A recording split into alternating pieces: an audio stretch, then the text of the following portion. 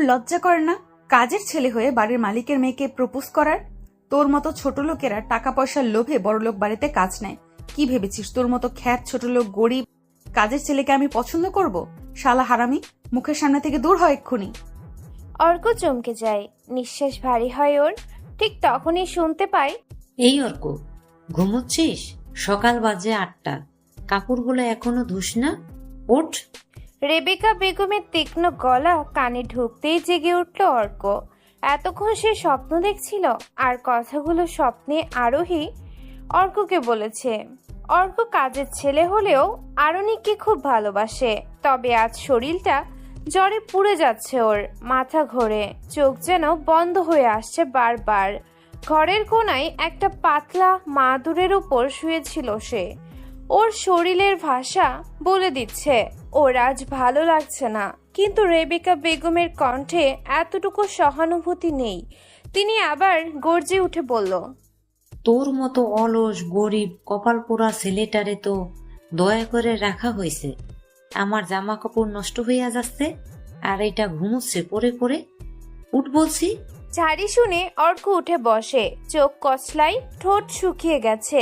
ধীরে ধীরে বলে, মাফ করবেন আন্টি, শরীরটা একটু খারাপ লাগছে, তাই দ্রুত উঠতে পারিনি। অর্কের কথা শুনে রেবেকার মুখ রক্তিম হয়ে ওঠে। গর্জে আবার বলে, আন্টি? বেগম সাহেবা বল, ছোট লোক। আর তোর শরীর খারাপ? হ্যাঁ রে, গরিব মানুষের শরীর আবার খারাপ হয় কবে? তোদের শরীর তো কাজ নেই অন্যের বাড়িতে পড়ে থাকবার জন্য। কাজ করবি না, খামোকা জায়গা দখল কইরা রাখছিস। কথাগুলো বলে একটা কাপড়ের বালতি ছুঁড়ে মারে অর্কের দিকে। পানি ছিটকে পড়ে ওর জামায়। শরীরটা ঠান্ডায় কেঁপে ওঠে। মাথা নিচু করে কাপড় তুলে নেয় সে। রেবেকা গট গট করে চলে যায়। বিশাল বাড়িটার মালিক আশরাফ চৌধুরী। আশরাফ ভিলাতে থাকে অর্ক কাজের লোক হয়ে। বালতি নিয়ে সে দ্রুত ওয়াশরুমে যায়। জ্বরে গা পুড়ল, সেসব নিয়ে অর্কের ভাবার সময় নেই। খুব যত্ন করে প্রায় 10-15টা কাপড় কাচল, রোদে মেলে দিয়ে আবার চলে আসে রান্নাঘরের দিকে। খুব আস্তে ধীরে রান্নাঘরের দিকে হেঁটে যায় অর্ক। হঠাৎ পেছন থেকে আরান সাহেব ধমকে ওঠে, ওরে, এত ধীরে হাঁটতেছিস কেন? তরতরি কইরা চল, চা বানায় আন। গায়ে কি শক্তি কমে গেছি কর? জলদি চা আনবি। আশরাফের ভাই, আশরাফের ছোট ভাই আরান তেমন কিছুই করে না। অর্ক জি বলে এগিয়ে যায়। রান্নাঘরে ঢুকতেই ঝর্ণা খালা মুখ টিপে হাসেন, তবে আজ মমতা নেই তার চোখেও। ঝর্ণা আরেকটা কাজের মহিলা, মাঝে মাঝে অর্ককে সামান্য আদর করে। ঝর্ণা বলে, তোর মুখের তো রং নাই রে, দেখ সোনার কাঠের মতো হয়ে গেছিস। আজ তুই কিছু খাইছিস? অর্ক হাসে, না খালা, কাল রাতেও কাজ শেষ করতে করতে ঘুমাইয়া গেছিলাম, আসলে একটু কাজ। ঝর্ণা কিছু বলার আগেই আরুনির গলা আসে পাশের ঘর থেকে। আরুনি হলো আশরাফ সাহেবের একমাত্র মেয়ে। দেখতে যেমন সুন্দরী, বেশ অহংকারও আছে। অর্ককে চিৎকার করে ডাকে, এই সার্ভেন্ট, আমার জুতো কই? কাল রাতে তোকে ধুতে বলেছিলাম। অর্ক ছুটে যায়, কিন্তু তার ওর গায়ে তখনও জ্বর। পা টলে পড়ে যেতে যেতে সামলে নেয়। আরুনির সামনে আসে অর্ক। অরুণী দাঁড়িয়ে ওর দিকে তাকিয়ে বলে, উফ, একটা কাজও ঠিক মতো করতে পারে না। গরিবের শরীরে কি শুধু পচা রক্ত থাকে? তোকে বলেছিলাম জুতা পরিষ্কার করে রেখে যাবি, যাসনি কেন? আরুনির মা রত্না আর তার বোন রেবিকা বেরিয়ে আসলো। অর্ককে দেখে নাক সিটকায় আর আরুনিকে বলে, তোর বাপের কপালে এইটুকু গরিব কাজের ছেলেটাও বেশি হয়ে গেছে। রাস্তার ছেলেপুলেও তো ভালো, মা মরছে আর রেখে গেছে আরেকটা কাজ চোরান। অর্ক চুপ করে দাঁড়িয়ে থাকে। গায়ে কেউ কিছু না চড়লেও মুখের কথায় বুকে ছুরি চলে যায় তার। অর্ক জুতা জোড়া রেখে চলে যায় নিজের ঘরে। পাতলা একটা তোষকের উপরে ঘাপটি মেরে বসলো। কাজ করতে করতে অর্কের চোখে জল আসে, কিন্তু সে লুকিয়ে ফেলে। মনে পড়ে তার মা নাসিমা বেগমের কথা। এই বাড়িতেই কাজ করতেন, ঝাড়ু দিতেন, বাসন মাজতেন, কাপড় ধুতেন। সারাদিন শুধু একটা কথাই বলতেন অর্ককে, বাবা, গরিব ঘরে জন্ম হয়েছিস ঠিক আছে, কিন্তু গরিব মন নিয়ে বাঁচিস না। পর সে একদিন এই বাড়ির চেয়েও বড় হবি। তার মা মারা যান হঠাৎ এক অসুখে। তখন এই বাড়ির কেউ একটা গ্লাস পানি দেয়নি ওর মায়ের মুখে। মায়ের মৃত্যুর পর অর্ক এসেছিল এই বাড়িতে শুধু 2টা জামা আর একটা বই নিয়ে। মায়ের কাজের জায়গাটা যেন দেখে যায়। আজ মায়ের ঘরের কাজ এখন তার ঘাড়ে, কিন্তু সম্মান তার চেয়েও ছোট ছোট জিনিস তাকে পদে পদে অপমান করে। কাল রাতে অনেক বৃষ্টি হয়েছিল। সেই বৃষ্টিতে অরণি গিয়েছিল ট্যুরে। গাড়িতে অনেক কাদা লাগিয়ে আনে। অর্ককে চিৎকার করে ডাকে গত রাতে। অর্ক, ওই ছোট লোকের বাচ্চা কাজের লোক। জি ম্যাম। আমার গাড়ির অনেক জায়গায় কাদা লেগেছে, ভালো মতো মুছে দিবি, কোনো জায়গাতে যেন কাদা না থাকে। এইদিকে দেখ, আমার জুতোয় অনেক কাদা, এটাও পরিষ্কার করবি। কিন্তু ম্যাম এত রাতে। চুপ, ছোট লোক, মুখের উপর কথা বলিস। কথাটা বলে অরণি তার জুতো খুলে অর্কের দিকে ছুঁড়ে মারে। অর্কের পেটে এসে লাগে জুতো। সারা রাত বৃষ্টিতে ভিজে সে গাড়ির সবকিছু পরিষ্কার করে, একদম চকচক করে দেয়। বৃষ্টিতে ভেজার কারণে ওর জ্বর চলে এসেছিল। ভোর রাতে জ্বরের জন্য ঘুমিয়ে যায়। আর আজ সকালে যা হলো তা ভেবে অর্কের যেন চোখ দিয়ে জল গড়িয়ে পড়তে শুরু করেছে। অর্কের মনে পড়ে রান্নার কথা। রান্নাটাও তার করে নিতে হয়। আরো কাজের লোক আছে, সবার সাথেই এই বাড়ির মানুষেরা এমন আচরণ করে। অর্ক দুপুরে চা নিয়ে যাচ্ছিল ড্রয়িং রুমে। সেখানে অতিথিরা বসে আছে, অরণির বন্ধুরা এসেছে। অর্ক সবার দিকে তাকিয়ে চা দিতে থাকে। শরীর খারাপের কারণে হঠাৎ হাত কাঁপে তার। এমন সময় চায়ের কাপ পড়ে যায় আরোহণীর বান্ধবী মেহের পায়ের উপর। তৎক্ষণাৎ কষে চর দিয়ে চিৎকার করে ওঠে মেহে। ইস, এ কি করলি? আমার পাজামাটা একেবারে নষ্ট করে দিলি। কি ভাই অরণি, কি করলো এটা? দেখ কাকে ধরে এনেছিস। অরণি দাঁড়িয়ে বলল, ওরে, এত সাহস তোর! মুখ দেখে তো নর্দমার পানি মনে হয়। আর তুই 20,000 টাকা দামের ড্রেস নষ্ট করে দিছিস। তোকে আমি।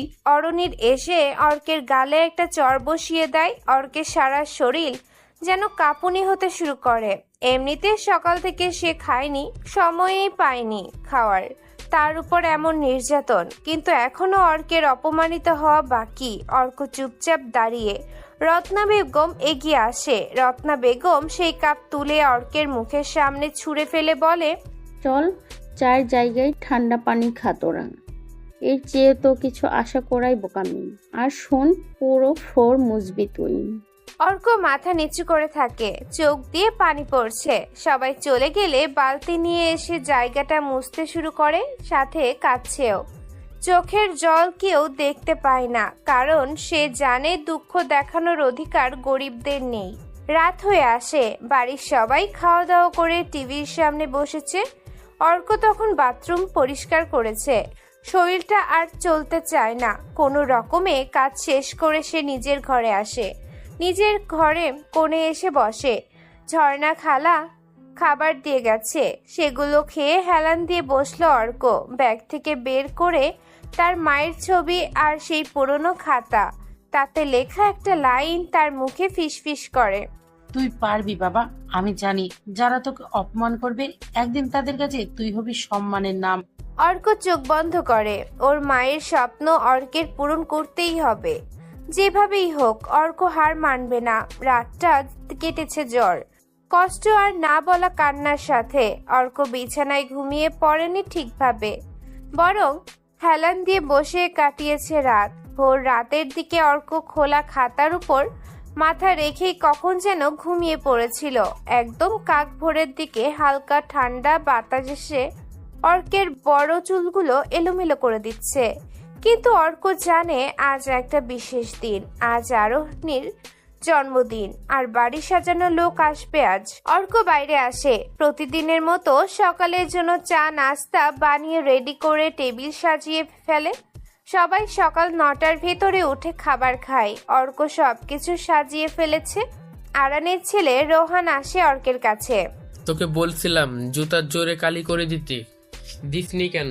বলি গরিব হয়েছি, যেটা বলবো সেটা করবি। কুত্তার যেমন একটা রুটি দিলে কাছে আসে, তেমনি কাজের লোকদের টাকা দিলে সব করে। তুই করিস না কেন? স্যার, এসব কাজ আমি অর্কের গালে চড় দেয়, গালি দিয়ে বলে, শুয়োরের বাচ্চা, তুই করবি না তো আমি করব? মুখের উপর কথা বলিস, কাজ কর শালা। তোর মা না করতো না, মহিলাটার যা বলতাম তাই করতো। এই বলে রোহান চলে যায় সেখান থেকে। অর্ক বিমূঢ় দৃষ্টিতে চলে যাওয়া দেখতে থাকে। কোনো উপায় না পেয়ে অর্ক সব জুতা কালি করতে বসে পড়ে। সারাদিন সে কাজ করে, এরই ভেতরে বাড়ি সাজানো শেষ। বাড়ি যেন সাজিয়ে ফেলা হয়েছে রূপকথার রাজ্যের মতো। দেয়ালে রঙিন লাইট, বিশাল কেকের অর্ডার, ফটকের সামনে কার্পেটের। বাড়ির প্রতিটি সদস্য আজ ব্যস্ত, কিন্তু অর্ক সেও ব্যস্ত, তবে অন্যভাবে। সকাল 6টায় সে উঠে কাজ করেছে। রান্নাঘরের যাবতীয় কাজ, টেবিল সাজানো, মেঝে মোছা, অরণির পোষা কুকুরকে খাওয়ানো, বাগান পরিষ্কার, অতিথিদের বসার জায়গা গুছিয়ে দেওয়া, সব দায়িত্ব যেন ওর একার কাঁধে। অর্ক রান্নাঘরে কাজ করছে এখন। রেবেকা বেগম রান্নাঘরে ঢুকে অর্ককে বলেন, এই শোন, গেস্টেরা যেন কিছু নিয়ে অভিযোগ না করে। ভুল করলি তোর আজ কপাল ফাটবে, বুঝলি তো অর্ক? সব কাজ যেন ঠিক মতো হওয়া চাই। অর্ক মাথা নিচু করে জি ম্যাডাম। ঝর্ণা পাশ থেকে বলে ওঠেন। অর্ক দৌড়ে যায়। শরীরটা আজও দুর্বল, কিন্তু ভেতরের এক অদৃশ্য শক্তি তাকে টেনে নিয়ে যাচ্ছে। চোখে ঘুম নেই, পেটে খাবার নেই, কিন্তু তবুও দায়িত্বে ভুল নেই ওর। সে জানে যদি একটুও ভুল হয় তবে আজ শুধু কথা নয়, গায়ে হাত পড়বে অনেক বেশি। তারপর বিকেল 5টার দিকে বাড়ির সামনের উঠোন রঙিন রূপ নিয়েছে। অতিথিরা আসতে শুরু করেছে। গাড়ি থেকে নামছে সুসজ্জিত মানুষ, যাদের গা থেকে আসা দামি পারফিউমের গন্ধে বাতাস ভারী। অর্ক তখন মেইন দরজার পাশে দাঁড়িয়ে অতিথিদের থেকে আনা গিফটগুলো সাজিয়ে দিচ্ছে আর একটা করে ফুল দিচ্ছে। অরণির বান্ধবী মিহিও এসেছে, সাথে এসেছে আরো নাম না জানা অতিথিরা। বিজনেস আইকন আরশাদের মেয়ের জন্মদিনে এমপিও এসেছে। এমপির মেয়ে ফারিয়া অর্কের দিকে তাকায়। অর্ককে খুব কম দাম দিয়ে নতুন শার্ট আর প্যান্ট কিনে দিয়েছিল, সেটাই পরেছে ও, তবে খালি পায়ে আছে। বেশ ভালোই মানিয়েছে সাদা ঢিলে শার্টে কালো প্যান্ট, চুলগুলো নিজস্ব স্টাইলে করা। ফারিয়া অর্ককে দেখে মিহি ফারিয়ার কাছে এসে বলে, ওদিকে তাকাও না, ওটা কাজের লোক।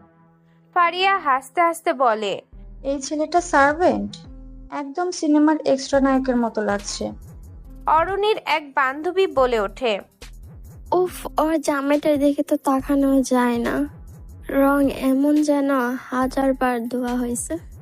অরণি সেই সময় ঢুকছি লাল গাউনে, চোখে সোনালি ছায়া, ঠোঁটে হালকা লিপস্টিক। এক ঝলক দেখেই বোঝা যায় এই বাড়ির রাজকন্যা সে। সবাই দেখছে অরণিকে, অর্কও তাকিয়ে থাকে একটু, কিন্তু দ্রুত চোখ সরিয়ে নেয়। জানে এই দৃষ্টি যদি কারো চোখে পড়ে আর তার আজকেই দিনটাই শেষ। তবুও লুকিয়ে দেখে অর্ক। অর্কের থেকে অরণি 1-1.5 বছরের ছোট হবে। অর্ক অরণিকে আজকে দেখে চোখ সরাতে পারছে না, তবুও জোর করে চোখ সরাতে হবে তার।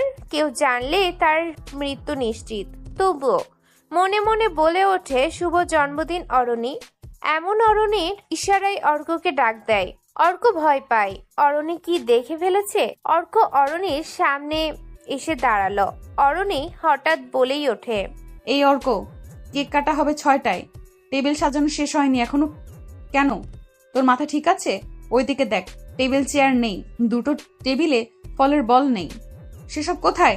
সবার সামনে কথা শুনে অর্ক তাড়াতাড়ি বলে, আমি এখনই করে দিচ্ছি সব ম্যাম। অরণি ঠোঁট বাঁকিয়ে বলে, এই ছেলেটা তো কাজেই লাগে না মা, তোমরা এমন লো কোয়ালিটির সার্ভেন্ট কই থেকে পাও? রত্না ম্যাডাম হেসে বলেন, বাবা একটু বসিস না, এই ঘরে 3টা ফুটবল লাগবে। কি করব মা, তোদের বাবার দয়া তো রাখতেই হয়। ওর মা এখানে কাজ করতো তো, তাই ওকেও রেখে পড়াশোনা তো জানি না, কি করবে বল। সেই মুহূর্তে অর্কের বুকটা চিনচিন করে ওঠে। সে মুখ নামিয়ে চলে যায়। দ্রুত কাজ কমপ্লিট করে এক কোণায় দাঁড়িয়ে থাকে। সন্ধ্যা হয়, কেক কাটা শুরু হলো। সবার আগে অরণি আশরাফের গালে কেক দেয়, তারপর তার মায়ের। অর্ক মুচকি হাসতে থাকে। কল্পনা করে অরণি কেক কেটে সবার আগে তার মুখে দিচ্ছে। সে এটা ভেবে মুচকি হাসে। পার্টি শুরু হয়, কিন্তু কিছু সময় পরেই মিউজিক, ড্রিঙ্কস সব কিছুই আছে। পার্টির মাঝখানে এক সময় একজন অতিথি কফি চায়। অর্ক কিচেনে গিয়ে কফি বানিয়ে নিয়ে আসে, কিন্তু ভিতরের অস্থিরতা, অরণির দেখার স্বাদ, টেনশন আর ক্লান্তিতে হাত কাঁপছে আজকেও। কফির কাপ রেখে দিতে গিয়ে হঠাৎ হাত কাঁপায়। সামান্য কফি ছিটকে পড়ে টেবিলের কাপড়ে। সাথে সাথেই এক চিৎকার। এই কি করলি? কাপড় নষ্ট হয়ে গেল। মায়ের পছন্দ করা টেবিল ক্লথ ছিল এটা। দৃশ্যটা অরণির চোখে পড়ে। তাছাড়া অতিথিটাও কথা শোনাতে শুরু করে। অরণি এগিয়ে এসে হঠাৎ কফির কাপটা টেনে নিয়ে ছুঁড়ে মারল অর্কের দিকে। কাপটা অল্পের জন্য গায়ে লাগলো না, পাশ দিয়ে চলে গেল। রত্না ম্যাডাম দাঁড়িয়ে বললেন, এই ছেলে একদম পাগল, অপদার্থ, আজকের দিনটা নষ্ট করে দিল। বের করে দাও একে এক্ষুনি। বাড়ি ভর্তি অতিথিরা দেখছে। সেই লোকের গায়ে কফি পড়েনি, তবে অর্ক টেবিলের কাপড়ে টান দিয়ে ফেলে কাপটা ধরতে গিয়ে ফলে টেবিলে থাকা সব খাবার লোকটার গায়ের উপরে পড়ে। লোকটা বেশি কিছু না বললেও এই বাড়ির সবাই যেন অর্ককে গিলে ফেলতে শুরু করেছে। অর্ক মাথা নিচু করে কফির কাপড় থেকে দাগ মুছে দিতে থাকে। কেউ কেউ হাসে, কেউ কেউ মুখ ঘুরিয়ে নেয়।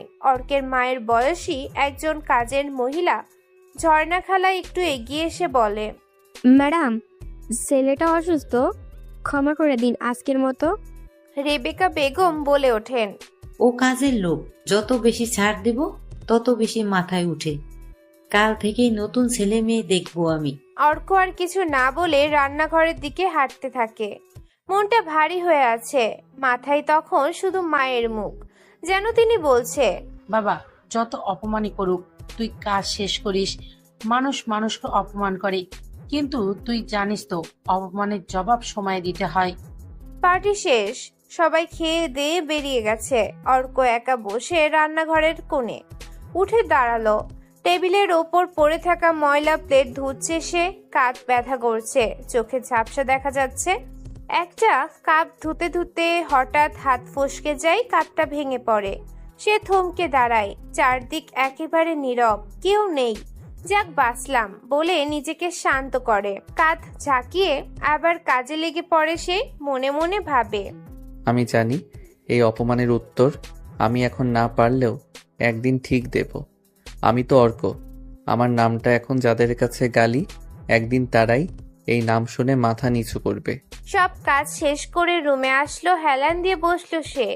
তারপর ব্যাগ থেকে বের করে পুরনো খাতা সেখানে লেখে, পৃথিবী কখনো গরিবকে ক্ষমা করে না, কিন্তু সে সফল হলে সবাই তাকে চিনে নিতে বাধ্য হয়। রাত গভীর হলেও অর্কের ঘুম আসে না। চোখের পাতা ভারী হলেও মনের ভিতর চলতে থাকে নানা কথা। অরণির সেই চোখ, ঠোঁট বাঁকানো অভিব্যক্তি, পার্টির মাঝে অর্কের দিকে ছুঁড়ে দেয়া কফির কাপ, সব যেন ঘূর্ণির মতো ফিরে ফিরে আসে। কিন্তু এর মধ্যেও তার বুকের ভেতর এক অসহায় আবেগ ধীরে ধীরে মাথা চাড়া দিয়ে ওঠে, যেটার নাম ভালোবাসা। অর্ক জানে এটা ঠিক নয়, এই ভালোবাসা একতরফা, অসম্ভব, অসম। কিন্তু তাও সে পারে না নিজেকে থামাতে।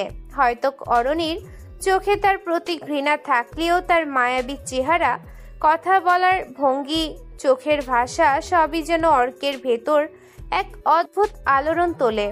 পরদিন সকাল, বাড়ির সবাই ব্যস্ত। রেবেকা বেগম টিফিন প্যাক করেছেন, ঝর্ণা খালা খাবার তৈরি করেছেন। অর্ক সেই আগের মতো কাজ করছে, মাথা নিচু করে, শব্দ না করে। কিন্তু আজ ভেতরে কিছু একটা বদলেছে। অর্ক জানে আজ তাকে কিছু বলতে হবে। আজ সে সাহস করে বলবে তার মনের কথা আরণিকে। কারণ অর্কের একটা লক্ষ্য আছে, আর সে লক্ষ্যে পৌঁছাতে হলে অর্কের এই কঠিন সিদ্ধান্ত নিতেই হবে। যে বাড়ির লোকেরা তাকে অপমান করে, গালি দেয়, সবার সামনে ছোট করে, তাদের একমাত্র মেয়েকে ভালোবেসে সে অপরাধ করেছে কিনা জানে না, শুধু জানে এটা তার হৃদয়ের সত্য। অরণির আজ একটু তাড়াতাড়ি উঠছে, ভার্সিটিতে যেতে হবে ওর, আজ ক্লাস আছে। সেই রুমে বসে চুল বাঁধছে। পাশে রাখা পারফিউম থেকে হালকা একটা সুগন্ধ ছড়াচ্ছে। অর্ক ট্রে হাতে ওর রুমে ঢুকে চা দিয়ে যেতে, কিন্তু আজ সে থেমে যায় দরজার কাছে। গলায় শুকিয়ে আসে, হৃৎপিণ্ড থক থক করে অরণিকে দেখে। আসতে পারি ম্যাম? আয়, চা রেখে যা। অর্ক ধীরে ধীরে এগিয়ে যায়, কিন্তু ট্রে রাখার পর সে নড়ছে না দেখে অরণি বলে, আর কিছু বলবি? জি ম্যাম। হ্যাঁ বল। অর্ক সাহস করে বলে, আমি কিছু বলতে চাই আপনাকে। অরণি ব্রু কুচকে তাকায়, তারপর বলে, তুই আমাকে হঠাৎ এমন ভাবে বলছিস কেন? যাই হোক, কি বলবি বল। অর্ক অরণির কথা শুনে তার চোখে চোখ রাখে, কাপা গলায় বলে, আমি আপনাকে মানে তোমাকে ভালোবাসি অরণি। অনেক দিন ধরে বলার সাহস পাইনি, আজ বলতে পারলাম। 1 সেকেন্ডের নিস্তব্ধতা, এরপর যেন আগুন জ্বলে ওঠে অরণির চোখে। তুই কি বললি? তুই আমাকে কি বললি? ভালোবাসা? তুই, তোর মতো একটা নোংরা গরিব অশিক্ষিত কাজের ছেলে সাহস পায় আমাকে ভালোবাসার কথা বলতে? আর তার চিৎকারে রুমে ঢুকে পড়ে রত্না বেগম, রেবেকা বেগম, তানভীর ভাইয়া, সালাম কাকা, রোহান। সবার চেহারায় বিস্ময়। কি হয়েছে অরণি? মা, ও কাজের ছেলে হয়ে আমাকে আজকে ভালোবাসি কথা বলতে এসেছে। কি? ওরে ধর, এ কি কথা বলছে রে এই ছেলে? তুই সাহস পেলি কই? এই ছেলেটা পাগল হয়ে গেছে মনে হয়, মারো একখান। সাথে সাথেই অর্ককে চড় থাপ্পড় ধাক্কা দিয়ে ফেলে দেওয়া হয় মেঝেতে। ওর মুখ দিয়ে রক্ত পড়ে। বাড়ির মেয়ের দিকে নজর? তুই কি নিজের জায়গায় ভুলে গেছিস? তোর মায়ের মতো তোকেও রাস্তার ধারে ফেলে দেব। হারামির বাচ্চা আমাকে প্রপোজ করেছে। ওর এত বড় সাহস, আমার নখের যোগ্যই না তুই। তোর না আছে পড়াশোনা, না আছে টাকা, তোর পরিচয় দেবার মতো কিছুই নেই, আসিস প্রপোজ করতে? তোমরা দাঁড়িয়ে কেন? মারো কুত্তাটাকে। এরপর আর কোনো কথা নয়, অর্ককে বাড়ির সব ছেলেরা এগিয়ে এসে মারতে থাকে। প্রায় আধা মরা করে অবস্থায় রাখে অর্ককে। সেদিন দুপুরে অর্ককে ঘরের জিনিসপত্র সহ বাড়ি থেকে বের করে দেয়া হয়। ঝর্ণা খালাও কিছু করতে পারে না, তার চোখে জল কিন্তু কণ্ঠ রুদ্ধ। রাস্তায় এসে পড়ে অর্ক।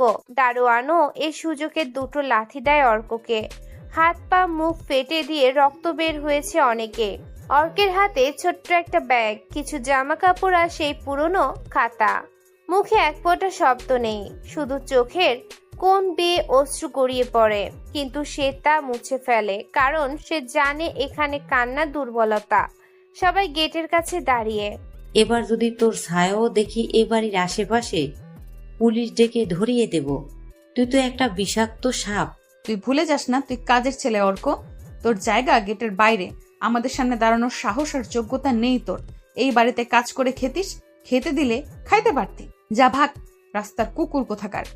এক পলক অরণির দিকে তাকাই সে, তারপর অর্ক আর দাঁড়ায় না। খোঁড়াতে খোঁড়াতে রক্ত মুছতে মুছতে সেখান থেকে চলে আসে। দিন পেরিয়ে রাত আসে। সে সারা দিন ফ্লাইওভারের ভেতরেই শুয়েছিল। এখন রাত। ঢাকার রাস্তায় রাত নেমে এসেছে। গায়ে জ্বর, হাতে ব্যাগ, পকেটে টাকা নেই। অর্ক হাঁটছে, পা কাঁপে, কিন্তু চোখে ভয় নেই। শুধু একটাই ভাবনা, সে কেবল ভালোবেসেছিল, কিন্তু তা যেন ছিল সবচেয়ে বড় অপরাধ। একটা বন্ধ দোকানের সামনে বসে পড়ে সে। কাঁধে ব্যাগ রেখে হালকা নিঃশ্বাস ফেলে। বাটন মোবাইলটা বের করে মার সেই পুরনো ছবি দেখে। চোখের জল আসে, কিন্তু এবার সে তো আর লুকায় না, মুখ খুলে বলে, মা, আমি সত্যিই খুব ছোট। তুমি বলেছিলে বড় হতে, সম্মান অর্জন করতে। আজ আমি শুধু ভালোবেসে অপরাধ করে ফেলেছি, কিন্তু দেখো, একদিন এই অপমানের উত্তর আমি দেব। আমি অর্ক, গরিবের ছেলে, কিন্তু একদিন আমি নিজেই হব এই শহরের গল্প। 8 বছর বয়স আমার। তুমি মারা গেলে মা, তোমার জায়গাতে আমি কাজ করতে শুরু করি। এবার হবে অন্য গল্প মা। ঢাকার আকাশ তখন মেঘে ঢাকা। রাত প্রায় 2টা বেজেছে। শহরের কোলাহল কিছুটা স্মিত, কিন্তু বাতাসে যেন অদৃশ্য এক হাহাকার ভেসে যাচ্ছে। ফুটপাতের এক কোণে ভাঙা দোকানের সামনে অর্ক বসে আছে নিঃশব্দে। মাথা নিচু, চোখে ক্লান্তি, গায়ে জ্বর ওর। তবুও ভিতরে কিছু একটা জেগে উঠেছে। অপমানের তাপে, অবহেলার বিষে হৃদয়ে জন্মে নিচ্ছে এক দৃঢ় প্রতিজ্ঞা। সেই প্রতিজ্ঞার নাম তাকে বড় হতেই হবে। অর্কের কাছে এখন নেই কোনো আশ্রয়, থাকার জায়গা নেই, খাবার নেই, বন্ধুও নেই। শুধু আছে একটা ব্যাগ, কিছু পুরনো জামা আর একখানা নোটবুক, যেখানে তার মা অর্ককে যা বলতো সেসব নিয়ে লেখা কয়েকটা লাইন এখনো পড়ে আছে। বাবা, দুনিয়া যদি তোর দিকে পিঠ ঘোরায়, তুই যেন নিজের দিকে ঘুরে দাঁড়াস। চোখ বুজে সে মায়ের কণ্ঠস্বর কল্পনা করে। গলার কাছে একটা চাপা কান্নার গলা জমে আছে, কিন্তু কান্না না করে সে উঠে দাঁড়ায়। সে জানে এই শহর তাকে জায়গা দিবে না। যদি সে নিজের জায়গা না বানায়, সকালে এক মসজিদের অজুখানার পাশে মুখ ধোয়, জ্বরের ঘোরে হাত কাঁপে। ইমামের সহকারী এক তরুণ তাকে দেখে বলে, ভাই, আপনি ঠিক আছেন? কোথায় থাকেন? দেখে তো মনে হচ্ছে কিছু খাননি। অর্ক শুধু ভদ্রতার হাসি হাসে। কোথাও না, আর কোথাও থাকার জায়গাও নেই, খাওয়ার কিছুই নেই। ছেলেটার নাম আকাশ। আকাশ তাকে এক গ্লাস পানি দেয়, দুটো রুটি।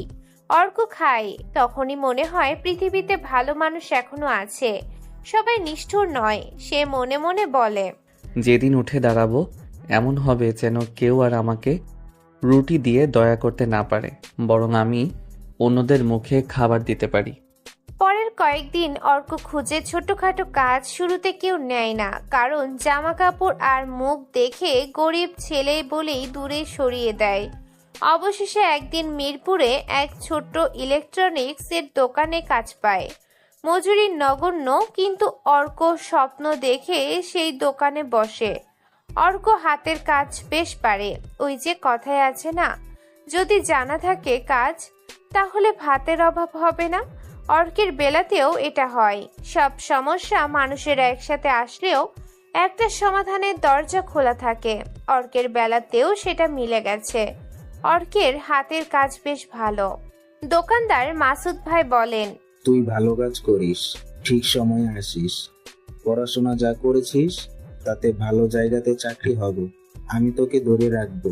তোর ব্যবহারে কাস্টমার আসে, নতুন তো আরো আসবে। মাসুদ ভাইয়ের কথা শুনে অর্ক মাথা নিচু করে বলে, আমি শুধু একটু সময় চাই ভাই। আমি গরিব, কিন্তু আমি অলস না। আমাকে বড় হতেই হবে ভাই। রাতের বেলা দোকানের পেছনের একটা ছোট্ট স্টোর রুমে অর্ক থাকে। সেখানেই সে পড়ে। অর্ক গোপনে ওই বাড়িতে থাকতেও বই পড়েছে। ন্যাশনালে সে চান্স পেয়েছে বলেই পড়া বাদ দেয়নি। ভার্সিটির বড় ভাইকে খুব কষ্টে ম্যানেজ করে ক্লাস না করার জরিমানার বিষয়টা সামলেছে অর্ক। যখন পরীক্ষা চলতো তখন আশরাফের হাতে পায়ে ধরে গ্রামে আসার নাম করে পরীক্ষা দিতে যেত। এইভাবেই চলেছে অর্ক। কাজের জন্য মাসুদ ভাই তাকে একটা ফোন দিয়েছে। সেটার সাহায্যে পড়াশোনার ভিডিও আর নানান বিজনেস আইডিয়া দেখে শেখে ইউটিউব থেকে। মাসুদের একটা বোন আছে, নাম জান্নাত। অর্কের সাথে প্রায় কথা হয়, সপ্তাহখানিক আগে পরিচয়। আজকে দোকানের কাচের দরজা ঠেলে জান্নাত ঢুকলো। দুপুরে রোদটা যেন শহরের সব ধুলো, সব তাপ তার কাঁধে চেপে বসেছে। তবুও মেয়েটার মুখে ক্লান্তির কোনো ছাপ নেই, বরং চোখে এক ধরনের কোমল উজ্জ্বলতা। দোকানের ভেতরে তখন অর্ক একা। মাসুদ ভাই আজ বাজারে গেছে, তাই ক্যাশ কাউন্টারে বসে হিসাব মিলাচ্ছে অর্ক। অর্কের চোখে হালকা ক্লান্তি। রাত দিন কাজ করে আবার রাতে পড়াশোনাও চালিয়ে যায়, তবুও কোনোদিন মুখ ভার করে থাকতে দেখেনি কেউ। তার চোখে সব সময় এক শান্ত হাসি, যেন দুনিয়ার কোনো তারা তাকে ছুতে পারে না। জান্নাত ঢুকতেই অর্ক উঠে দাঁড়ালো। ম্যাম আসুন, বসুন। এই ম্যাম ম্যাম করবেন না, নাম ধরেই ডাকুন, আমি আপনার ছোট।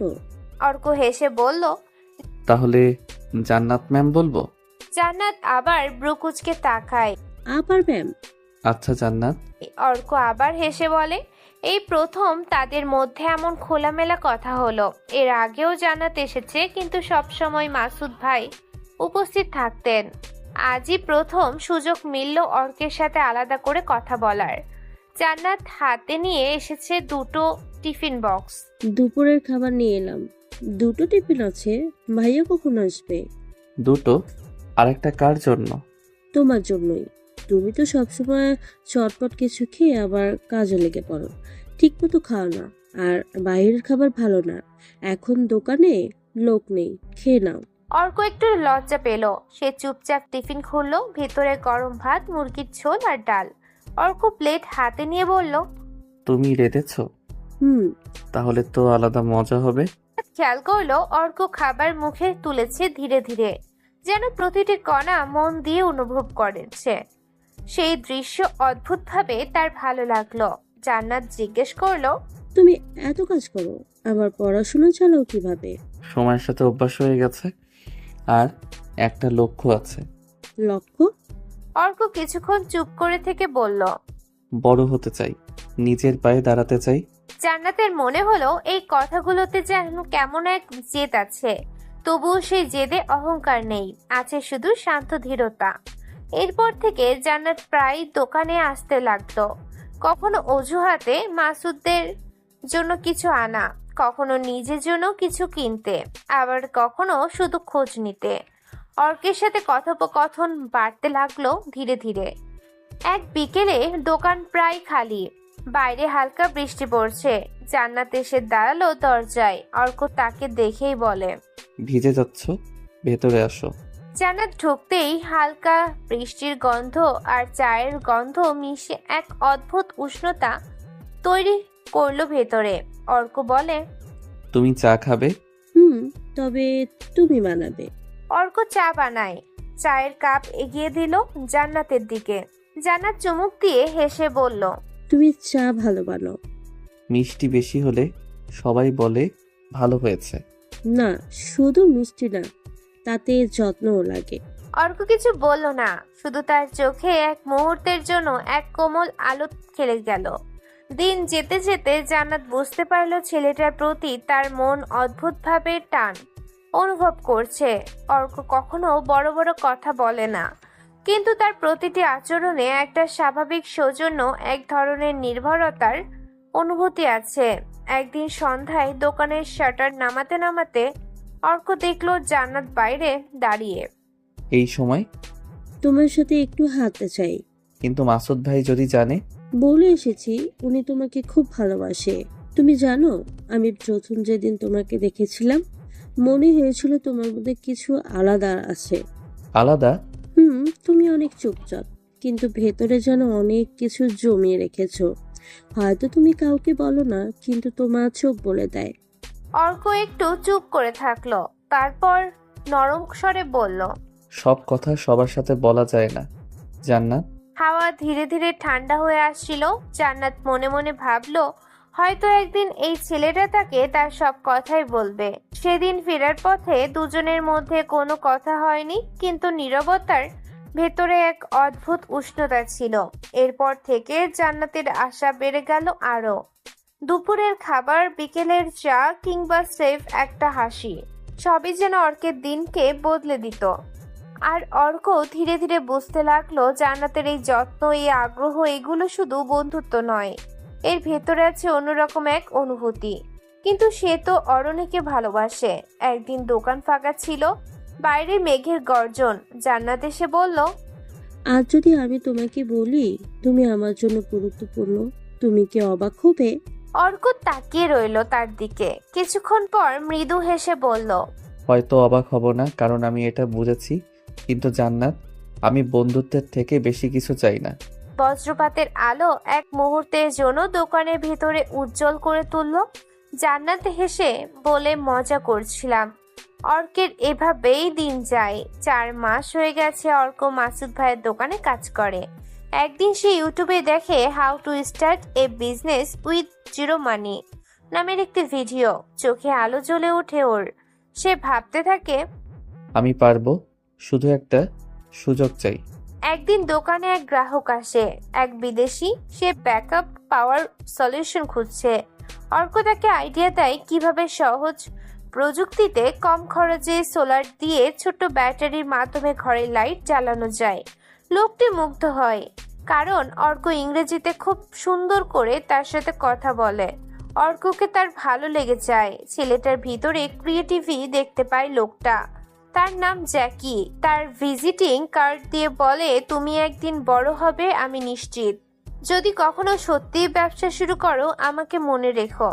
সেই রাতে অর্ক নিজের মাথায় আইডিয়া করতে থাকে বিজনেস আইডিয়া। ব্লক ও solar kit for rural homes. Arani year final এক্সামে ফেল করেছে, সেটা নিয়ে আরশাদ সাহেব অনেক বকাঝোকা করে তার মেয়েকে। অরণি সবসময় স্টাইল করে চলাফেরা করে। বাড়িতে নতুন কাজের লোক এখনো আসেনি, আসলেও 2 দিন পর চলে গিয়েছে। অরণিদের কথা আর অতিরিক্ত কাজের কারণে অরণি খুব কাছের বন্ধু ফারহান, সে অরণিকে অনেক বেশি পছন্দ করে, ভালোবাসে। ফারহানের বাবার মাঝারি বিজনেস, তবু অরণিকে তার মনের কথা জানানোর সাহস পায় না। অরণি সব ছেলেকে পাত্তাও দেয় না। অরণি, তোকে একটা কথা বলার জন্য বেশ কয়েকদিন থেকে ভাবছি। হ্যাঁ বল। আসলে তোকে না আমি ভালোবাসি, বন্ধুত্বের শুরু থেকে আমি ভালোবাসি, কিন্তু আরে থাম থাম, ভালোবাসা এটা বলতেও যোগ্যতার দরকার হয়, সেটা তোর নেই। আমার পরিবার, আমার বাবার যে স্ট্যাটাস, সেটা তোর মতো ছেলের অর্জন করাটাও স্বপ্ন। আমাকে ভালোবাসার আগে নিজের দিকে তাকা, আমার কাছে সবাইকে ফকিন্নি মনে হয়। এভাবে বলছিস অরণি, আল্লাহ না করুক একদিন তোর অবস্থাও ফকিন্নিদের মতো না হয়। কি বললি ফারহান? দূরে যা আমার সামনে থেকে, তোকে আর সহ্য হচ্ছে না। নিজের যোগ্যতা অর্জন কর, তারপর প্রপোজ করতে আসবি। গ্রহণ করব কি করব না পরের বিষয়। ফারহান মাথা নিচু করে চলে আসে। অরণি এসব দেখে হাসে। কয়েকদিন কেটে যায়। এক রাতে অর্ক ঘুমাতে পারছিল না। ব্যাগ খুলে তার মায়ের ছবি দেখে। মায়ের ছবি দেখলেই মায়ের বলা প্রতিটা কথা অর্কের মনে পড়ে। তুই বড় হ, কিন্তু কাউকে ছোট করে না। মায়ের এমন কথা যেন অর্ক ভুলতেই পারে না। অর্ক প্রতিজ্ঞা করে তার জীবন হবে প্রমাণ। তাকে যারা তুচ্ছ করেছে তাকে ভুল প্রমাণ করবে সে, কিন্তু কোনো ঘৃণায় নিয়ে নয়, সম্মান দিয়ে, সাফল্য দিয়ে। অর্ক এখন দিনে দোকানে কাজ করে, রাতে বই পড়ে, সপ্তাহে একদিন অনলাইনে ক্লাসও করে। ইউটিউব ফ্রি কোর্স, পুরনো বই, সব কিছুই তার অস্ত্র। মাসুদ ভাই ওকে ডেকে বলল, তুই তো অনেক জানিস রে, চাইলে দোকানের একটুখানি ম্যানেজমেন্টের দিকটা তুই দেখে নিতে পারিস। সেই মুহূর্তে প্রথমবারের মতো কেউ ওর উপর ভরসা করে। অর্কের চোখে অশ্রু আসে, কিন্তু সে হাসে। দোকানের সব হিসেব, জিনিসপত্র আনা নেওয়ার হিসেব সে সামলাতে শুরু করে। অর্ক নিজের আইডিয়াগুলো লিখে কিছু বিনিয়োগকারীকে ইমেল করেছে। সে জানে না কেউ দেখবে কিনা, উত্তর দেবে কিনা, কিন্তু তার লক্ষ্য শুধু চেষ্টা করা। এভাবে বেশ কয়েকদিন অর্ক নতুন নতুন আইডিয়া নিয়ে অনলাইনে বা পোস্টারে থাকা সব বিনিয়োগকারীদের কাছে মেইল করে গিয়েছে। কয়েকদিন পর অর্ক কাজ থেকে ফিরে ক্লান্তি শেষ করে ফোনটা হাতে নিতেই দেখে একটি ইমেলের ফিরতি রিপ্লাই এসেছে। সেখানে লেখা, we are interested in your idea, let's টক। সেই মুহূর্তে অর্ক জানে এটা খুব বড় কিছু না হলেও এটাই তার যাত্রার প্রথম ভাগ। সে খুশিতে দৌড়ে মাসুদ ভাইয়ের কাছে চলে যায়, জড়িয়ে ধরে তাকে সবটা বলে। জান্নাতও ছিল। জান্নাতকেও খুশিতে অর্ক জড়িয়ে ধরে। প্রথমবার জান্নাত যেন বেশ শান্তি অনুভব করে। মাসুদ ভাই খুশি হয়, কারণ সে জানে অর্ক সৎ একটা ছেলে, তার উপর দায়িত্ব দিয়ে নিশ্চিন্তে থাকা যায়। সে পারবে সফলতা অর্জন করতে। তুই এগিয়ে যা ভাই, আমি পাশে আছি। আবার বড় হয়ে আমাদেরকে ভুলো না যেন। যেদিন বড় হব সেদিন সবার আগে তোমাকে জানাবো। জান্নাত হাসে, সবাই খুশি হয়। ঢাকার সকালের সূর্যটা আজ অর্কের কাছে অন্যরকম লাগছে। কিছুদিন আগেও যে সূর্যটা তার চোখে ছিল ধোঁয়াশা আর ক্লান্তির প্রতিচ্ছবি, আজ তা যেন এক নতুন জীবনের প্রতীক। ইমেলটি সে পড়ে বারবার। সেই ইংরেজি কথাগুলো তার ভেতরটা কাঁপিয়ে দিয়েছে। We are interested in your idea, let's talk. Arka জানে না তারা কারা, জানে না তারা আসলেই গুরুত্ব দিচ্ছে কিনা, কিন্তু তাও এটা একটা প্রতিক্রিয়া পেয়েছে, একটা ডাক পেয়েছে। এটাই তার যাত্রার প্রথম পা। অর্ক মসজিদে মিষ্টি বিলিয়েছে। যশোরের একজন তরুণ উদ্যোক্তা, নাম নাফিস। তার ছোট্ট একটি স্টার্ট আপ গ্রামীণ এলাকায় সোলার সলিউশন এর জন্য কাজ করে। অর্কের পাঠানো প্রেজেন্টেশন দেখে সে মুগ্ধ।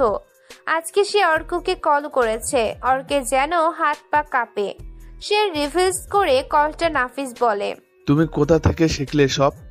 জি ভাই, পড়াশোনা করে। মানে? আসলে ইউটিউব, পুরনো বই, পত্রিকা, বিভিন্ন ভিডিও দেখে। নাফিস হাসে, অবাক হয়, তারপর বলে, তুমি তো মেধাবী, তুমি যদি রেডি থাকো আমরা পার্টনার হতে পারি। প্রথম থেকে ইনভেস্ট করতে পারি 1 লাখ টাকা আর কিছু যন্ত্রপাতি। শর্ত একটাই, ইমানদারি আর পরিশ্রম থাকতে হবে। আইডিয়া তোমার, কাজ তোমার, ইনভেস্ট আমার। অর্ক যেন কিছুক্ষণের জন্য নিঃশ্বাস বন্ধ করে রাখে, তারপর শুধু বলে, আমি আমার জীবন দিয়ে দেব এই প্রজেক্টে। মাসখানেক পরে নাফিসের সাহায্যে ঢাকার মিরপুরে একটা ছোট্ট রুম ভাড়া নেয় অর্ক। 500 square feet. এক পাশে সোলার কিটস রাখার সেলফ, অন্য পাশে একটা ডেস্ক, একটা চেয়ার, একটা পুরনো ফ্যান ঘুরছে মাথার উপরে। অর্ক যে দোকানে থাকতো, মানে মাসুদ ভাইয়ের ইলেকট্রনিক্সের দোকান, সেখানে আছে। দোকানের পাশের এক বাড়িতে থাকে মাসুদ ভাইয়ের চাচাতো ভাই রাকিব। মেকানিক কাজ জানে বেশ ভালো। আরেকজন হলো আলফি, হাই স্কুল ড্রপ আউট, কিন্তু আইটি সম্পর্কে কৌতূহলী, আর তারও কিছু গুণ আছে এইসবের ওপর। অর্ক তাদের ডেকে বলে, শোনো, আমরা কিছুই না, কিন্তু একসাথে হলে হতে পারি অনেক কিছু। আমি শুধু চাই তোমরা চেষ্টা করো আমার সাথে, আমরা পারবো। এভাবে হাল ছাড়তে পারি না আমরা। ভাই আমরা তো গরিব মানুষ, আমি কিছু পারবো? আমরা গরিব কিন্তু ব্যর্থ না। চেষ্টা যদি থাকে তফাৎ করে দেওয়া যায়। টিম হিসেবে কাজ করব আমরা। জান্নাতকেও বলেছি, সেও থাকবে কমিউনিকেশনের জন্য। 4 জনের টিম শুরু করে ছোট্ট পাইলট প্রজেক্ট। গ্রামে একটা সোলার লাইট বসানো, তারা সফলও হয়। অল্প সময়ে প্রথম অর্ডার আসে এক এনজিওর কাছ থেকে 35টা কিটের। অর্ক যেন খুশিতে আত্মহারা। আর প্ল্যান, নাফিসের ইনভেস্ট টাকা সুদ সমেত ফেরত দিয়ে সে নিজের বিজনেস বড় করবে। যদি নাফিস পার্টনার হয় তাহলে থাকবে। এইভাবে আরো অর্ডার আসতে থাকে। বিভিন্ন প্লট, বিল্ডিং, কোম্পানি, ইন্ডাস্ট্রিয়াল সাইটে ওদের কাজের অর্ডার আসতে শুরু করে। এইভাবে অর্ক পরিচিত পেতে থাকে। সফল হতে বেশি সময় লাগে না। আর এই সফলতাকে সবার মাঝে ছড়িয়ে দিতে দেশের বড় একটি নিউজ চ্যানেল অর্ককে ইনভাইট দেয়। সেখান থেকে বিভিন্ন পত্রিকায় উঠে আসে অর্ককে গল্প। তরুণ উদ্যোক্তার সোলার বিজনেস বদলে দিচ্ছে গ্রামের আলো। সেই খবর ভাইরাল না হলেও কয়েকজন প্রভাবশালী ব্যক্তি দেখে। এক ভদ্রলোক ফোন করেন, আপনার কাছ থেকে খুব ভালো লাগলো, আমাদের স্কুলের জন্য 50টা কিট দরকার। জান্নাত সেই লোকের সাথে বেশ ভালো মতোই ডিল ফাইনাল করে।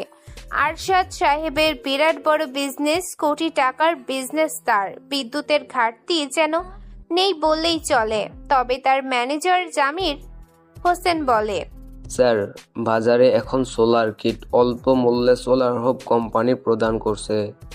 কোম্পানিটা এখন বড় হচ্ছে, ওদের মার্কেট ভ্যালু বিশাল হারে বাড়ছে। আপনার উচিত এসব কোম্পানির সাথে কোলাবোরেশন করা, তাতে আপনি বসে থেকেই পার্সেন্টেজ পাবেন। হ্যাঁ, এটা তুমি সত্যি কথা বলেছো। আমাদের কাজ তো এটাই, নতুন নতুন ছোট কোম্পানি যারা বড় হচ্ছে সব কোম্পানির হাইয়েস্ট ইনভেস্টর ও পার্টনার হওয়া আমার কাজ। তারপর হিউজ মার্কেট ভ্যালু চলে আসলে আমি ইনভেস্ট করা অফ করব। তারপর নতুন নতুন কোম্পানি মুখ থুবড়ে পড়বে প্রোডাক্ট তৈরিতে, তখন সেই সুযোগে কোম্পানির 70% শেয়ার নিয়ে নেব। ফলে যা লাভ হবে তার অর্ধেকের বেশি আমার হবে। সেই কোম্পানি নামে ওদের, কিন্তু টাকা হবে আমার বেশি। জি স্যার, তাহলে কি সব ব্যবস্থা করব? হ্যাঁ, অবশ্যই। জামির চলে যায়। আরশাদ ভাবতে থাকে তার আরো সফলতার কথা। শুরুতে তারও কিছু ছিল না, কিন্তু মগজে ছিল বিজনেস আইডিয়া। তবে তার মেয়েকে নিয়ে বেশ চিন্তায় আছে। মেয়েটা হয়েছে বেশ অহংকারী। অর্ক এখন দিনে রাতেও কাজ করে। কাজের সাথে সাথে সে নিজের ছোট্ট অফিসেও রাত করে মার্কেটিং, প্রেজেন্টেশন, বিজনেস মডেল, অল্প টাকায় বড় রিটার্ন কিভাবে আনা যায় সেটা বোঝে। রাকিব এখন কিট অ্যাসেম্বল করে। আলফি এখন ওয়েবসাইট বানাতে শিখেছে। আর জান্নাত অনলাইনে ভিডিও করে সেগুলো সেলের দায়িত্ব নিয়েছে। সেলার হব নামটা ছড়িয়ে পড়েছে ধীরে ধীরে। জান্নাত আজকের ভিডিও আপলোড করার আধা ঘন্টার ভিতরে কল আসে তার কাছে, রিসিভ করে সে। হ্যালো, আমি MK গ্রুপ অফ কোম্পানির ম্যানেজার জমির বলছি। এটা কি সোলার হোপ গ্রুপের বিজনেস নাম্বার? জি বলুন। আসলে আমাদের কোম্পানি আপনাদের কোম্পানির সাথে কাজ করতে চায়। সত্যি? দাঁড়ান, আমাদের স্যারকে ডেকে দিচ্ছি। জান্নাত জানে MK কোম্পানি কতটা বিশাল, বিশ্বাসই করতে পারছে না সে। জান্নাতের বুকের ভিতর তখনও দমকা ঢেউয়ের মতো উত্তেজনা উঠেছে নামছে। এত বড় কোনো কোম্পানি, এত নামকরা ব্র্যান্ড, তারা নাকি তাদের মতো একেবারে ছোট্ট একটা লোকাল কোম্পানির কাছে ফোন করেছে, কাজের প্রস্তাব দিয়েছে, মাথায় যেন ঠিকমতো ঢুকছেই না, মনে হচ্ছিল স্বপ্ন দেখছে। এই, তুমি ঠিক আছো তো? অর্ক নাম ধরে ডেকেই জান্নাত দৌড়ে অর্কের কেবিনের দিকে ঢুকলো। শ্বাস প্রশ্বাস এলোমেলো, ওর চোখে অদ্ভুত উজ্জ্বলতা লেগে আছে, কিন্তু সে ঢুকতেই দেখে অর্ক ঠিক তখন দরজার দিকে এগোচ্ছে। জান্নাত হুঁশ হারিয়ে প্রায় দৌড়ে গিয়ে অর্কের সাথে ধাক্কা খেলো। 1 সেকেন্ডের জন্য সময় থমকে যায়। জান্নাতের ঠোঁট গিয়ে হালকা করে ছুঁয়ে গেল অর্কের বুক। বুকের ভেতর থেকে অর্কের হৃদস্পন্দনের ঢেউ যেন সরাসরি এসে লাগলো জান্নাতের কানে। যেন খুব কাছ থেকে ঢেউ ভাঙার শব্দ শোনা যায়। অর্ক থমকে দাঁড়িয়ে গেল, চোখ নামিয়ে তাকালো জান্নাতের দিকে। মেয়েটার শ্বাস গরম, গাল লালচে, আর চোখে এক অদ্ভুত ঝিলিক মিশিয়ে ভয়, লজ্জা আর আনন্দ মিশিয়ে এক অদ্ভুত রং তৈরি করেছে অর্ক। অর্ক বলে, অর্কের কণ্ঠ ছিল হালকা উদ্বেগ, তবে ভেতরে একটা অদ্ভুত উষ্ণতা। জান্নাত তাড়াতাড়ি 1 কদম পিছিয়ে গেল, 2 হাত দিয়ে চুল গুছিয়ে নিল, যেন মুহূর্তটাকে আড়াল করতে চাচ্ছে। আমি ঠিক আছি। আসলে তোমার সাথে কথা ছিল, বড় খবর। অর্ক ছোটের কোণে 1 ফোঁটা হাসি টেনে দিল। বড় খবর নাকি বড় ধাক্কা?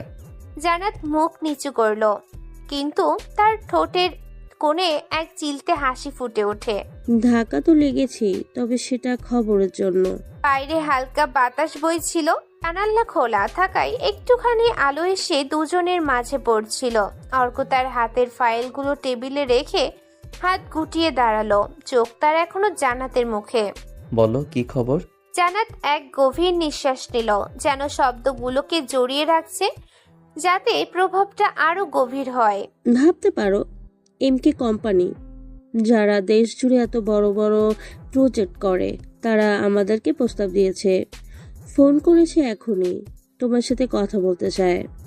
অর্ক এক মুহূর্ত চুপ করে রইল, যেন খবরটা মস্তিষ্কে নিয়ে যাচাই করছে।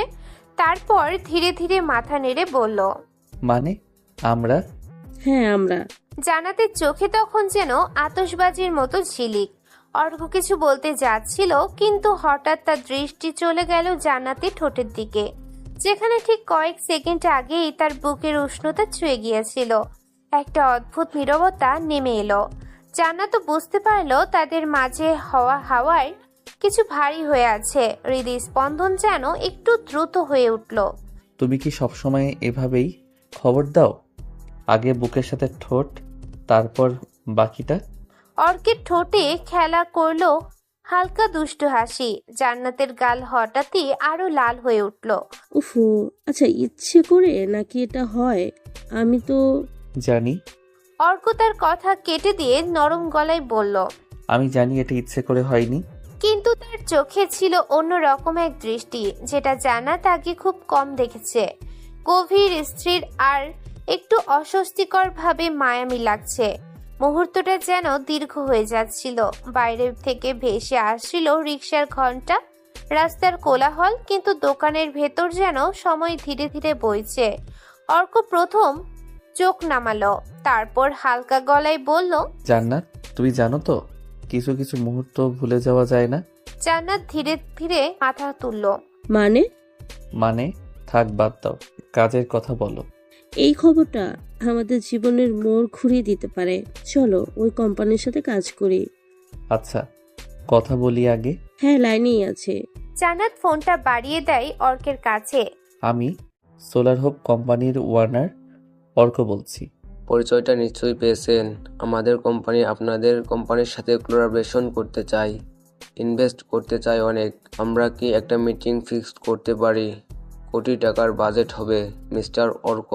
জামিলের কথা শুনে অর্ক প্রথমে লাফ দিয়ে ওঠে। সে যেন এমনটারই স্বপ্ন দেখছিল, কিন্তু পরক্ষণে মনে পড়ে বিজনেসের মাঝামাঝিতে এসে বড় কোনো কোম্পানির বেশি সুবিধা গ্রহণ করা বোকামি, এতে সবকিছু হারাতে হয়। তাই যতটুকু নিজের মতো করে চলছে সেটা যেন চালিয়ে যাওয়া, পরে ওই বড় কোম্পানিকেও বিট করা সম্ভব। অর্ক বলে, সরি ম্যানেজার, আমি এখন কোনো কোম্পানির সাথে মিশতে চাই না। আমার মতো থাকতে দেন। ধন্যবাদ অফারের জন্য, কিন্তু এখানে টাকা নিয়ে ভাবছি না। দুবেলা খেতে পারলেই খুশি। আপনি বিরক্ত করবেন না। অর্ক মুখের উপর কেটে দেয়। জামির অবাক হয়, এরকম কেউ হয় যে বড় কোম্পানির অফার ফিরিয়ে দিচ্ছে? বলা তুমি এত বড় সুযোগ হাতছাড়া করলে? না, আমি স্বপ্ন এমকে কোম্পানির সাথে কাজ না করা। আমার স্বপ্ন মাঝারি থেকে শুরু করে বড় কোম্পানিকে বিট করা। তারা ইনভেস্ট হলে লাভ হবে জানি, কিন্তু কথায় আছে অতি মিষ্টিতে পুষ্টিহরণ। জানি আমাদের কোম্পানিকে ওই জায়গাতে নেবার স্বপ্ন দেখি। অর্ক আর কিছু না বলে চলে যায়। জান্নাত বোকার মতো তাকিয়ে থাকে। মনে পড়ে একটু আগের ঘটনা। সে লজ্জা পায় আবারও। অর্ক আজ একটা বিরাট বড় অ্যাপার্টমেন্টে এসেছে ডেলিভারি দিতে। ডেলিভারি দিয়ে ফিরতে ফিরতে রিক্সা নিল অর্ক। কিছুটা দূরে রাস্তার কাজ থাকায় রিক্সা ঘোরাতে হয়। হঠাৎ চোখে পড়ল সেই বাড়ি, মানে আশরাফ সাহেবের বিশাল অট্টালিকা। গেটের সামনে সেই সিকিউরিটি গার্ড আজও আছে। অর্ক কিছুক্ষণ রিক্সা থামিয়ে বাড়িটা দেখে। স্মৃতিগুলো ভিড় করে আছে। সেই কফির কাপ ছুঁড়ে মারা, অপমান, ঘৃণা সব ভাসতে থাকে। কিন্তু আজ অর্কের চোখে জল আসে না। বাড়িটার দিকে তাকিয়ে সে শুধু ভাবে, এত তাড়াতাড়ি ফিরে আসার জন্য না, আমি ফিরবো এমনভাবে যে সবাই মাথা নিচু করবে। এই বাড়িটা আমার চাই। ফিরে আসে নিজের ছোট্ট দোকানে। এক ক্লায়েন্ট 1 লাখ টাকার প্রজেক্টের জন্য চেক দেয়। অর্ক প্রথমবার নিজের নামে চেক দেখে। সে হাসে, কাঁদে না, শুধু চোখ বন্ধ করে বলে, মা, আমি আস্তে আস্তে এগোচ্ছি। ওদিকে অরণি বাড়িতে এসেছে। দারোয়ান পত্রিকা পড়ছিল। গাড়ির ভেতর থেকে অরণি সেদিকে তাকায়। অর্কের চেহারা চোখে পড়ে ওর। সে গাড়ি থামিয়ে পত্রিকাটা হাতে নেয়, কিন্তু পড়ার সেভাবে সময় না পেয়ে আবারও রেখে দেয় অরণি। সোলার হোপ এখন ছোট্ট শহরগুলোকে আলো ছড়াচ্ছে। অর্ক ব্যবসা চালিয়ে যাচ্ছে। একটা করে ডিস্ট্রিবিউশন পয়েন্ট খুলছে প্রত্যন্ত এলাকায়। সরকারি একটা ছোট্ট ফান্ড পেয়েছে সে। সাংবাদিকতা তার সাক্ষাৎকার নিচ্ছে। কিন্তু সে এখনো সে ছেলেটাই যে রাত 2টায় হেডফোনে জোরে জোরে ইংরেজি শোনে। কারণ উচ্চারণ ঠিক করতে হবে। ক্লায়েন্ট মিটিংয়ে ভুল করা যাবে না। একদিন একটা চিঠি আসে সরকারি একটি প্রকল্পে পার্টনারশিপের সুযোগ। যদি হয় তাহলে সোলার হোপ বদলে যাবে সম্পূর্ণরূপে। অর্কের সোলার হোপ এখন শুধুই ছোট্ট একটা উদ্যোগ নয়, এটি ধীরে ধীরে একটি শক্তিশালী ব্র্যান্ড রূপ নিচ্ছে। প্রতিদিন কাজের চাপ বাড়ছে, কিন্তু তার সাথে সাথে বাড়ছে মানুষের ভরসাও।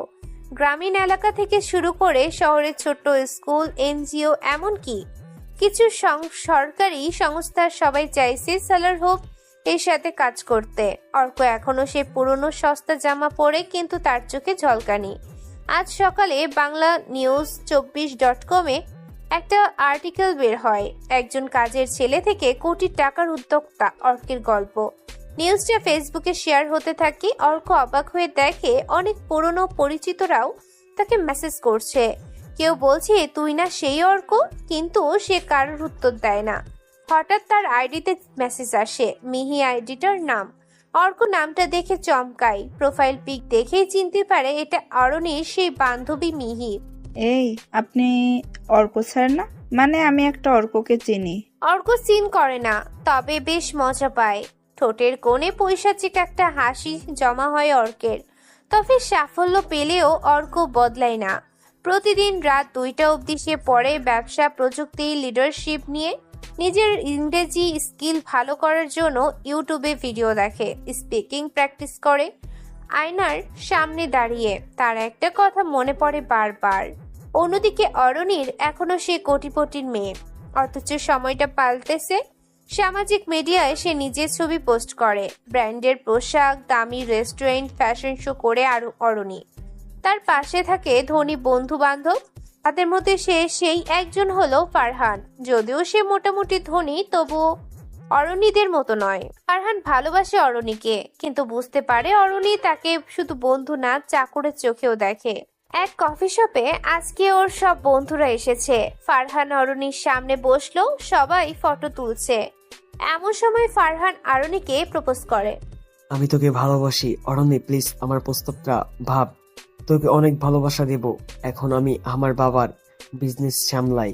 অরণির বাকি বন্ধুরা অবাক হয়। অরণি হেসে বলে, তুই আমার যোগ্য না ফারহান। তুই ভেবেছিস আমি তোর মতো একটা ছেলে পছন্দ করব? মানে প্রপোজ করবি আর হ্যাঁ বলবো? যতবার প্রপোজ করবি উত্তর না হবে। আমার পছন্দ টাকাওয়ালা স্মার্ট কাউকে, বুঝেছিস?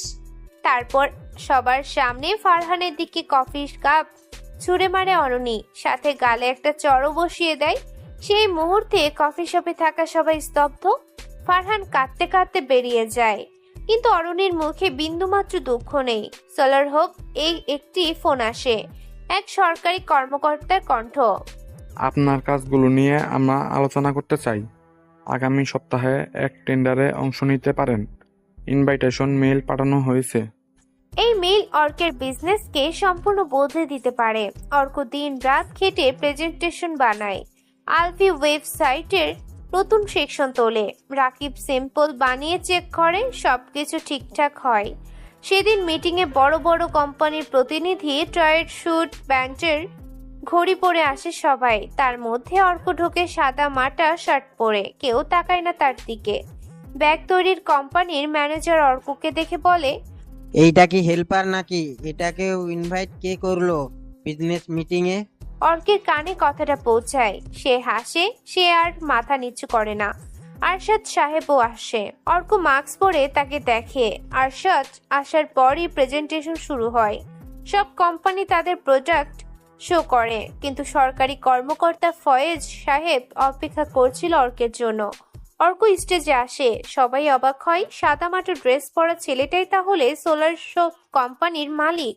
সে প্রেজেন্ট করে নিজের মতো, তার ভিজুয়াল, ডেটা, বাস্তব কেস স্টাডি সবকিছু দেখে জাজরা তাকিয়ে থাকে। ফয়েজ বলে, আরশাদ সাহেব চেহারা দেখে না, শুধু নামটা শুনে চমকায়, তবে তখনও জানে না এটাই সেই অর্ক। রাতে বসে অরণি ফেসবুক স্ক্রল করছিল, হঠাৎ চোখে পড়ে এক news headline, solar hope selected for government rural energy project worth 5 crore। অরণি চমকে ওঠে, নিউজে ছবি দেয়া অর্কের। সে দৌড়ে পত্রিকাটা বের করে। হ্যাঁ, এটা তো সেই অর্কের ছবি ছিল। তার আরো মনে পড়ে যায় সেই ছেলেটার কথা, যে তার বাসায় কাজ করত, যে তাকে ভালোবেসে প্রস্তাব দিয়েছিল। আর তারপরে সেই লজ্জা আর ঘৃণায় তার সামনে কাঁদতেও পারেনি, বরং অরণি তাকে চর মেরে অপমান করে বাড়ি থেকে বের করে দিয়েছিল। সেই অর্ক এখানে কিভাবে? আরশাদ সাহেবও জানতে পারে সবটা। রাতে ঘুম হয় না অরণির, মনে মনে বলে, ও কি করে এত বড় কিছু হয়ে গেল? আমি তো বলেছিলাম ও কিছুই করতে পারবে না, আমি তো বলেছিলাম সে আমার যোগ্য না। কিন্তু অর্ক পেরেছে, সে সবকিছু অর্জন করেছে 3 বছরের ভিতরেই। অরণির যেন কনফিউশন দূরই হয় না। অর্ক এখন সফল বিজনেসম্যান, বিভিন্ন বিজনেস মিটিংয়ে তাকে ইনভাইট করা হয়, তবে সে খুব কম দামি কাপড় পরে সেখানে আসে। দারোয়ানেরাও এত কম দামি পোশাক পরে না। অনেকে অনেক কিছু বলে, কিন্তু অর্কের তাতে কিছুই যায় আসে না। আজ অর্কের ইনবক্সে আসে একটি মেইল, বিজনেসম্যানদের জন্য একটি 5-তারা হোটেলে ইনভাইট করেছে। অর্ক ভাবছে যাবে কি না, এত বড় জায়গায় এত নামি মানুষ, সে কি মানায়? আলফি বলে, কিন্তু আমার যে মনে হয় আমি এখানে মানানসই না। আপনি যাবেন, সবাইকে দেখিয়ে দেবেন আপনি একজন সফল মানুষ। আপনিও পারেন। আজ আমাদের কোম্পানিতে কাজ করে শত শত ছেলে, যারা বেকার ছিল তারা এখন কর্ম করছে। আচ্ছা, যাবো তাহলে। জান্নাত, তুমিও রেডি হও, যেতে হবে আমাদের। জান্নাত মুচকি হাসে, অর্কও হাসে। তারপর আশরাফ সাহেবের অফিসে এসেছে সাব্বির রহমান। সে একসময় আশরাফের সবচেয়ে বড় প্রতিদ্বন্দ্বী ছিল। আশরাফের কোম্পানি একবার সাব্বিরের কাছে টেন্ডার নেওয়ার সময় হেরে যায়। আশরাফ তা মেনে নিতে পারেনি, এজন্য সাব্বিরকে মিথ্যে মামলায় জেলে পাঠিয়ে দেয়। সে তার কোম্পানির আগের ম্যানেজারকে খুন করিয়ে সাব্বিরের উপরে চাপিয়ে দেয়। ফলে সাব্বির 10 বছরের জন্য জেল খেটে আসে। আজকের সকালটা ছিল শান্ত। জানালার ওপাশে সূর্যের আলো ঢুকছিল। আশরাফ সাহেবের কনফারেন্স রুমে বসেছিলেন তিনি নিজ অফিস চেয়ারে, চা হাতে, কাগজপত্র ছড়িয়ে ছিল টেবিলে, আর একপাশে দাঁড়িয়ে ছিল ম্যানেজার জামির। আজ বিকালে ক্লায়েন্ট মিটিং আছে স্যার। আশরাফ গভীরভাবে মাথা নেড়ে বলে, সব ঠিকঠাক রাখবে, ছোটখাটো বলে জায়গা নেই তুমি। কিন্তু তখনই দরজার সামনে দাঁড়িয়ে থাকা রিসেপশনিস্টের মেয়েটা ছুটে আসে আশরাফের রুমে। স্যার, একজন এসেছেন, নাম বললেন সাব্বির রহমান। মুহূর্তেই আশরাফ সাহেবের মুখের চা থেমে যায়। গলার নিচে গলা পাকানো নিঃশ্বাস আটকে গেল কিছুক্ষণ। কি বললে তুমি এইখানে? সাব্বির রহমান স্যার, সে নিজেকে আপনার পুরনো পরিচিত বলছেন। এক মুহূর্তে নিস্তব্ধতা ভেদ করে দরজাটা নিজের মতো করেই খুলে গেল। গাঢ় নীল শার্ট, চাপা চোখ, মুখে পুরনো এক বিষাক্ত হাসি নিয়ে এক ব্যক্তি ঢুকে পড়ল কনফারেন্সের রুমে। মাথা উঁচু করে এক সময়কার অন্ধকার জীবনের বোঝা বহন করে আসা সাব্বির রহমানের চেহারাটা যেন অনেক বেশি ভারী দেখাচ্ছে, কিন্তু তার চোখে ছিল আগুনের মতো তীক্ষ্ণ প্রতিশোধ। প্রশ্নটি করে আশরাফ দাঁড়িয়ে পড়লেন চেয়ারে। ইয়েস পার্টনার, আমি এসেছি। তুমি তো। আশরাফ কিছু বলতে চাইলে সাব্বির থামিয়ে দেয়। আমি তো জেলে ছিলাম 10 বছর, আর প্রতি রাতে আমি শুধু ঘুমিয়ে একটা মুখ দেখতাম, সেটা তোমার মুখ। আর আজ সে স্বপ্ন থেকে বেরিয়ে এসেছি, বাস্তবে এসেছি তোমার চোখের সামনে। আশরাফ এবার কড়াভাবে বলে, তুমি তো সাহস কম না? কি চাও আর কিভাবে এসেছো? সাব্বির একটু হেঁটে তার টেবিলের দিকে এগিয়ে গিয়ে ধীরে ধীরে বলে, তুমি বিজনেসে জেতার জন্য সবকিছু করতে পারো।